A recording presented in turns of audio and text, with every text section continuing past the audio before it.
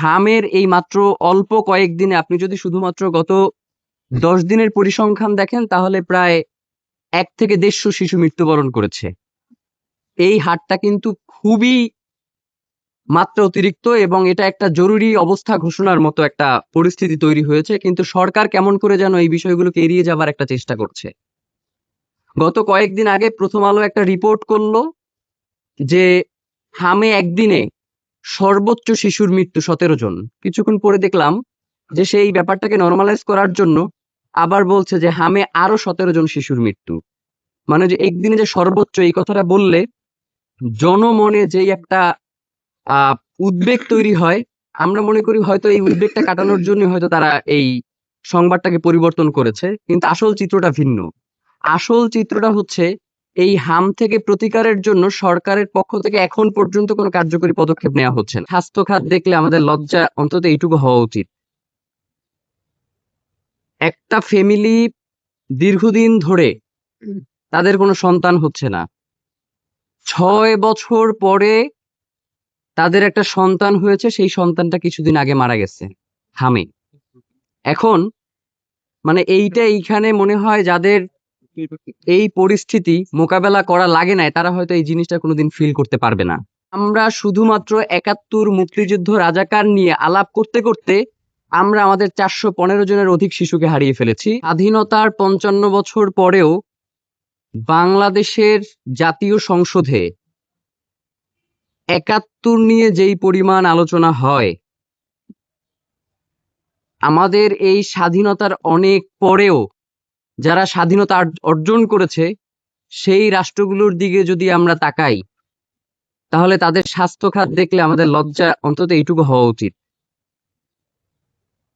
একটা ফ্যামিলি দীর্ঘদিন ধরে তাদের কোনো সন্তান হচ্ছে না, 6 বছর পরে তাদের একটা সন্তান হয়েছে, সেই সন্তানটা কিছুদিন আগে মারা গেছে হামে। এখন মানে এইখানে মনে হয় যাদের এই পরিস্থিতি মোকাবেলা করা লাগে নাই তারা হয়তো এই জিনিসটা কোনোদিন ফিল করতে পারবে না।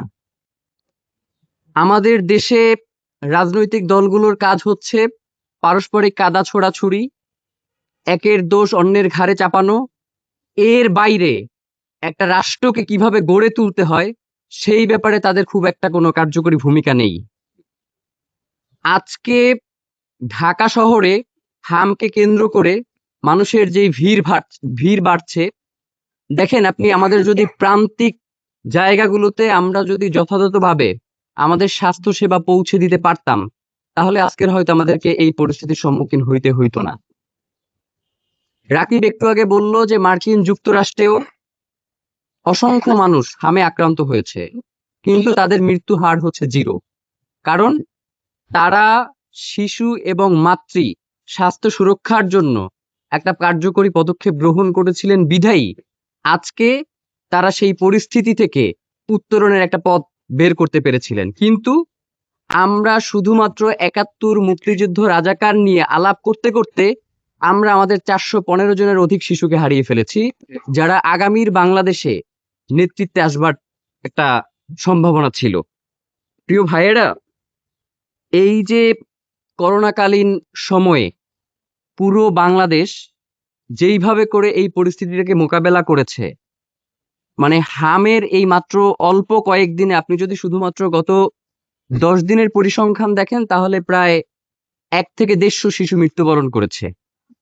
এই হারটা কিন্তু খুবই মাত্রা অতিরিক্ত এবং এটা একটা জরুরি অবস্থা ঘোষণার মতো একটা পরিস্থিতি তৈরি হয়েছে, কিন্তু সরকার কেমন করে যেন এই বিষয়গুলোকে এড়িয়ে যাবার একটা চেষ্টা করছে।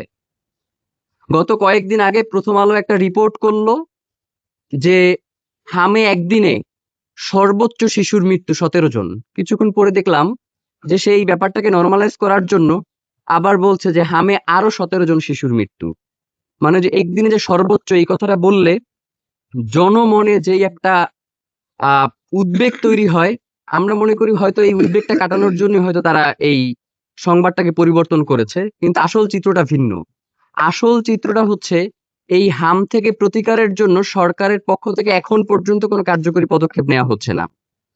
আমরা দেখেছি করোনাকালীন সময়ে বাংলাদেশেরই বিভিন্ন হসপিটালগুলোকে শুধু করোনা ডেডিকেটেড করে দেওয়া হয়েছে। যে এইখানে শুধুমাত্র করোনার যারা আক্রান্ত হবে তাদের চিকিৎসা হবে। এখন পর্যন্ত আমি জানি না আপনারা জানেন কিনা যে বাংলাদেশে হামের যে প্রাদুর্ভাব হয়েছে 50,000-এর অধিক যারা হামে আক্রান্ত হয়েছে তাদের জন্য আলাদা কোনো হাসপাতাল ডেডিকেট করে দেওয়া হয়েছে কিনা।